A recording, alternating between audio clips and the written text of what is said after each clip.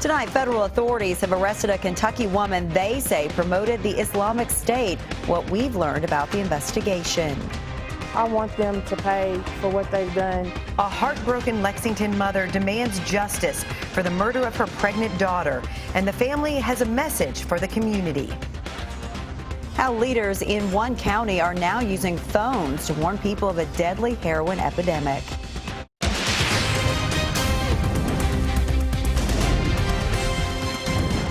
WKYT News starts now with breaking news. Good evening to you. Tonight, multiple law enforcement agencies are looking for an accused killer they say escaped in eastern Kentucky this afternoon. Police say William Napier escaped from a transport van in Lee County. They say at the time he was being taken back to jail after a court hearing. Garrett Weimer joins us live from Lee County with the breaking details. Garrett. Yeah, well, the search continues out here in Lee County. I'm at the end of Rock of Ages Road near Beattyville, where we're told William Josh Napier was last seen.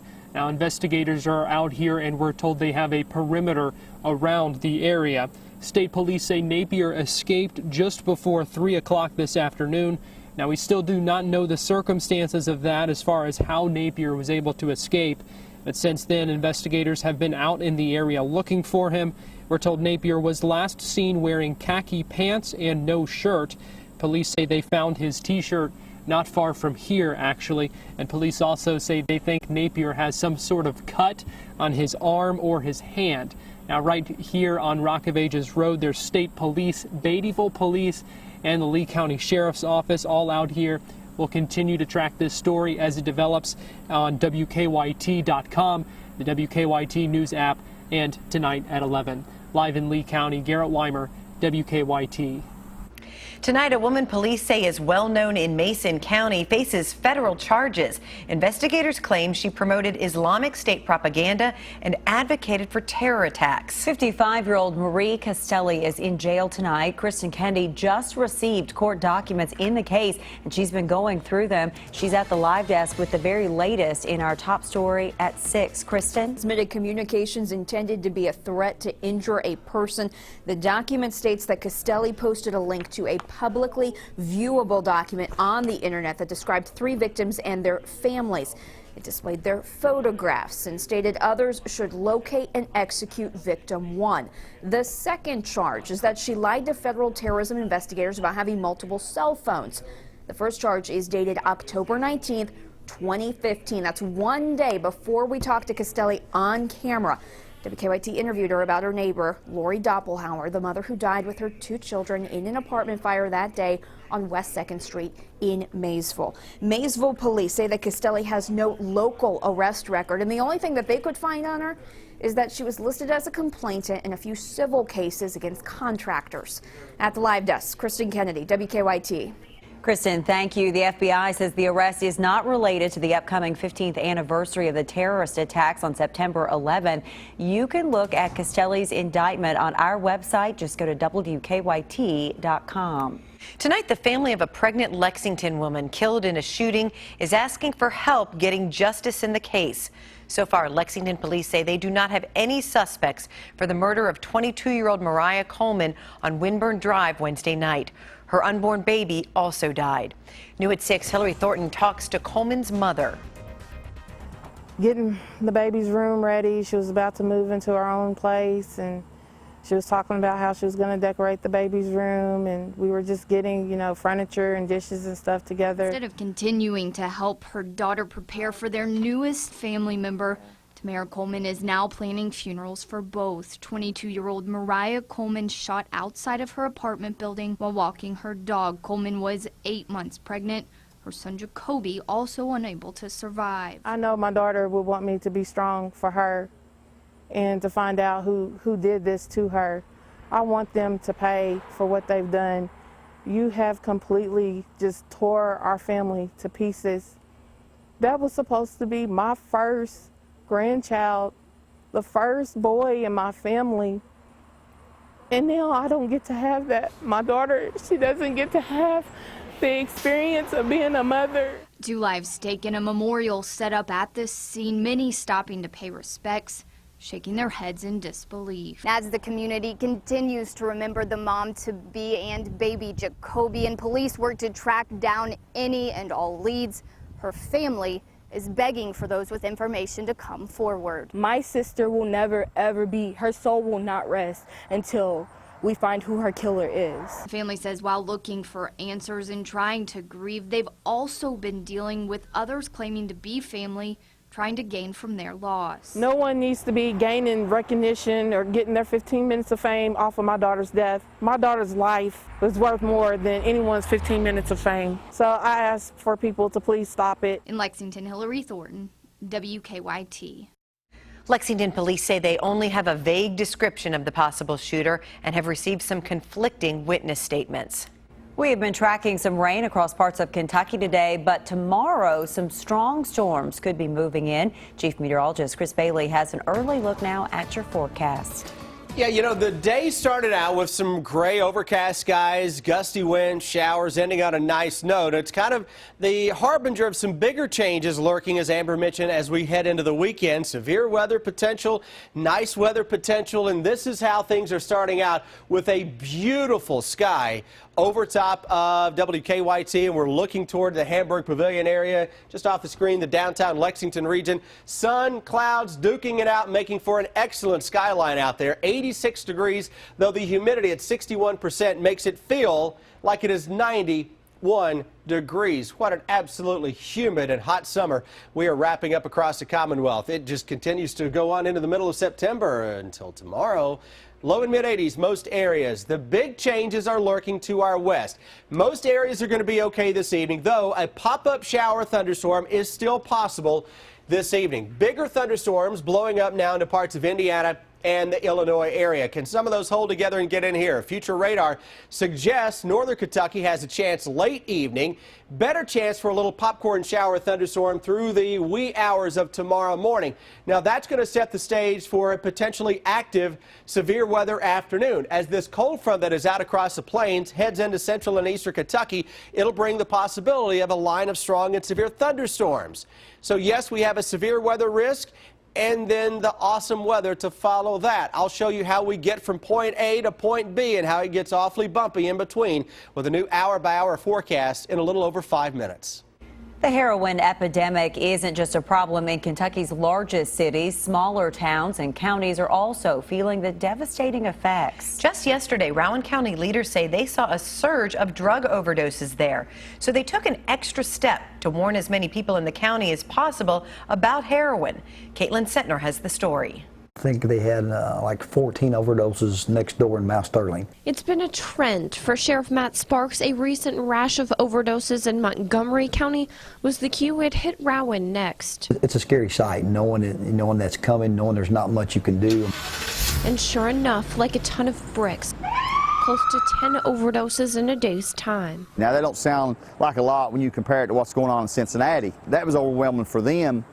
This is overwhelming for us. Moorhead Rowan EMS now just trying to keep up with the calls. In some cases, in the same households, same neighborhoods.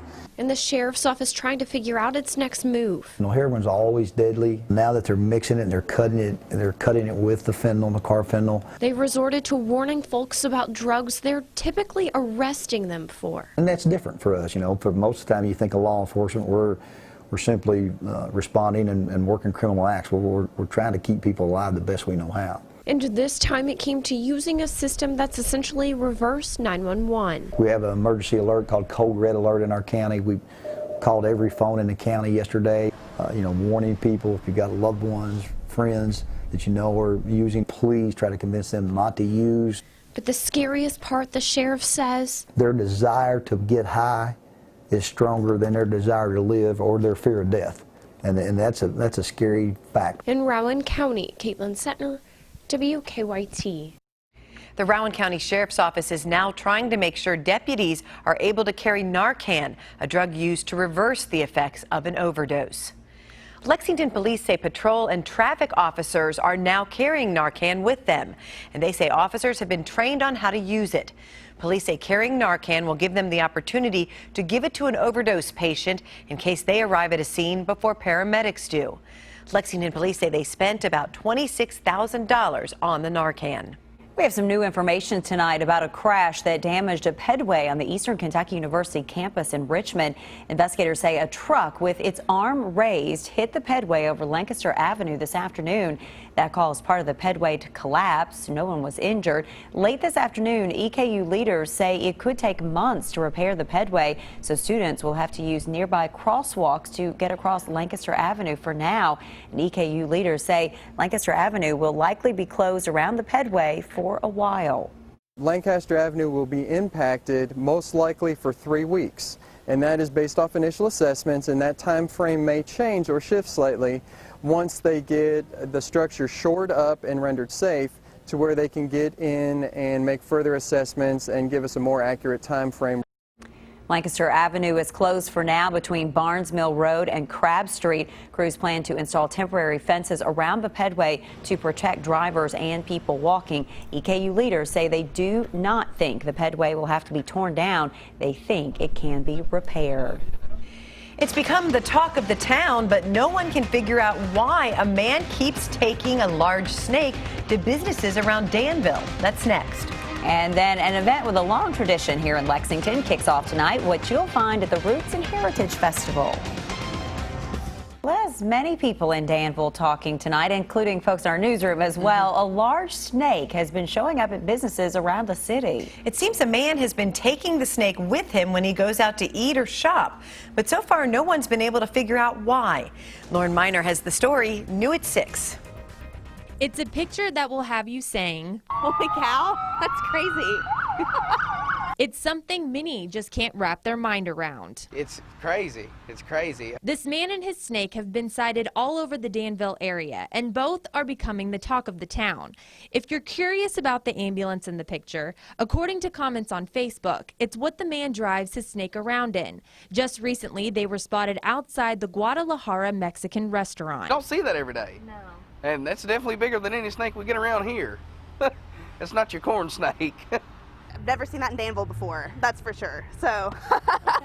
As far as the gentleman who carries around that snake, his name still remains a mystery. The man seemed like a nice guy, but I still didn't want to get too close to the snake. Yeah. For others, getting too close wasn't an issue. Just, it's odd. It's odd. I mean, it's cool. I dig it if that's what gets him by, you know, but it's just crazy. You don't see that every day. In Danville, Lauren Miner, WKYT.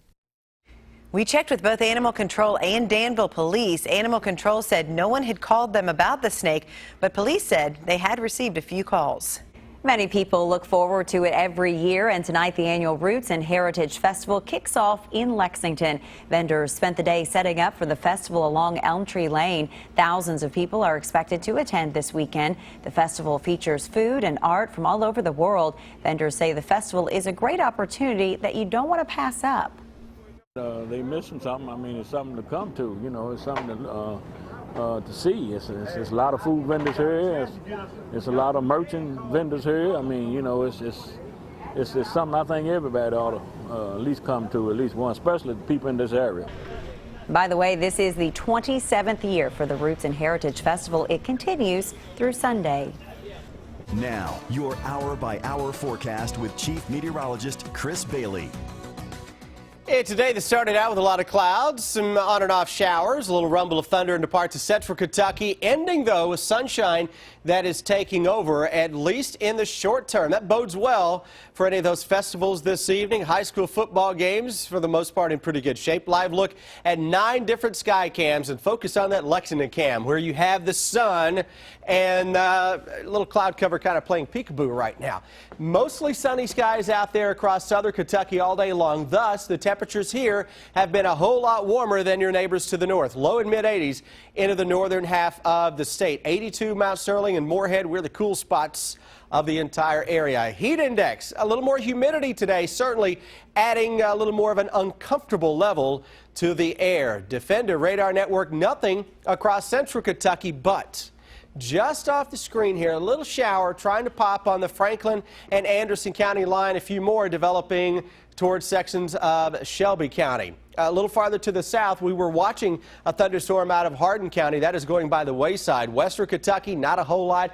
Get into parts of Indiana, Illinois, some severe weather is possible. And this front that is out across the Mississippi Valley now is going to sweep in here tomorrow afternoon, giving us the potential for some strong and severe storms. So it's a day that will feature some gusty winds that may crank 25, 30 miles per hour at times. Sunshine early part of the day that can spike a temperature into eastern Kentucky to 90. Then all of a sudden that squall line of thunderstorms crashes in, and by 11 o'clock we are into the 60s. So you go from 90 to 50s the next morning, which is what we will wake up to on Sunday. Something has to give. Typically, that's a line of some strong and severe thunderstorms, and that is the possibility across most of the bluegrass state, as we central and eastern Kentucky. Western Kentucky should be okay. Most of our region, late Saturday afternoon into Saturday evening. Possibility is there for some strong or severe thunderstorms with damaging winds, the primary player. Let's track it for you hour by hour.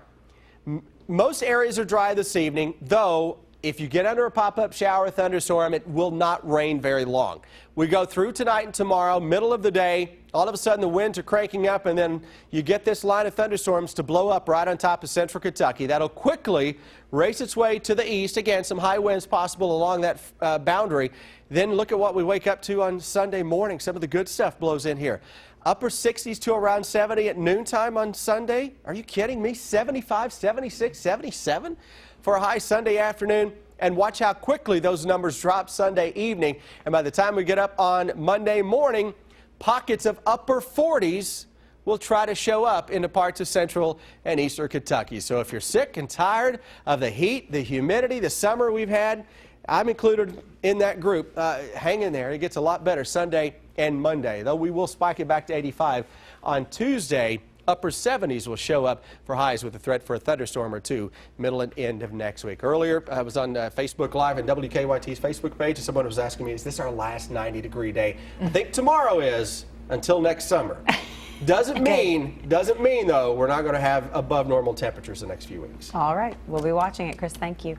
Well, breaking news within the hour about a former high school football coach from Southern Kentucky. Brian has the latest. Yes, longtime Southwestern coach Dale Anderson found guilty of sex crimes against a minor. And how will Drew Barker handle the Swamp? It's his first road game start. Sports is next.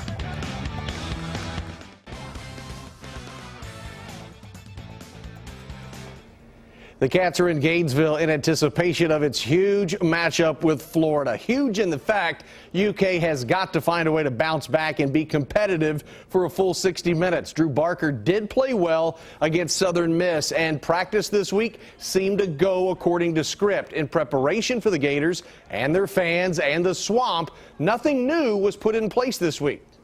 Well, we've just done our normal crowd noise and just gone about our business. You know, I don't anticipate that it'll be an issue. I mean, it's loud, and you're going to have to deal with that. And we have at practice. He's been efficient, so I don't know what else you can do. Get him locked in and ready to roll. Sounds good to me. You could watch it right here tomorrow afternoon on your home for UK Sports, WKYT. Kickoff set for 3:30. Following that, special edition of Game Time. Mark Stoops' press conference, hopefully a winning press conference. Cats have lost 29 in a row to Florida. Morehead State opens the season on the road. Opened the season on the road last week. Tomorrow, the Eagles with their home opener against VMI. Morehead got blasted by James Madison last Saturday, 80-7. Morehead coach Rob Tenier said last week's film will be the most important the Eagles watch all season. He says his team has to start quickly against VMI. Well, I think the key is obviously starting the game well and trying to get some momentum early in the game, and I think that allows us to get our confidence back. I think that's going to be big for us, and you know, the more confidence we get early on, the better we're going to play, and as I told our players, the team that executes the best, the team's going to win tomorrow. Make sure to join us tonight at 11 o'clock. We'll have plenty of high school highlights from games all across the area. Here's a look at our top 10 heading into tonight's schedule. We have a new number 1, Scott County. The Cards host Cincinnati Elder tonight. Lafayette goes to number 2 after their blowout loss to Trinity last week. Danville, number 3, they host Corbin. That's an 85-year rivalry right there in the Battle of the Unbeatens. Then it's Henry Clay. The Devils are at Tates Creek. LCA is 5, Southwestern 6, followed by Madison Central. Somerset, Madison Southern at 9, and Pulaski County is 10. Now, within the past hour, a jury has delivered a guilty verdict in the case of former Southwestern football coach Dale Anderson. Anderson is found guilty of sodomy, criminal attempted sodomy, and sex abuse while he was a teacher and coach at St. Raphael in Louisville in the early to mid 1980s. The jury recommended 3 concurrent 10-year prison sentences for Anderson. Anderson coached at Trinity in the late 80s before becoming head coach at Southwestern. He guided the Warriors program for 19 years before resigning in 2011. Jennifer and Amber, let's go back to you at the desk. Thank you, Brian. A final check of your First Alert forecast is next. And then on the CBS Evening News, they say birds of a feather flock together, but Steve Hartman goes on the road with the story of a goose who found a different gander, so to speak.